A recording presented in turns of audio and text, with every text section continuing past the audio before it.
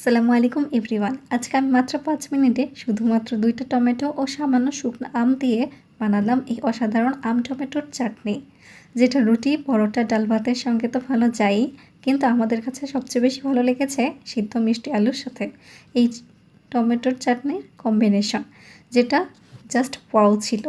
Must try একটা combination, অবশ্যই try করে দেখবেন, ইনশাআল্লাহ ভালো লাগবে।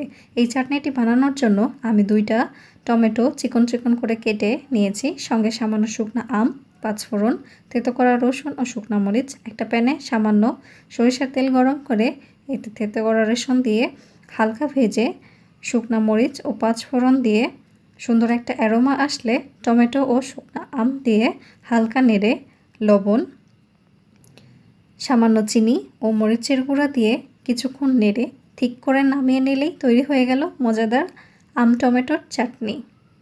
Thank you.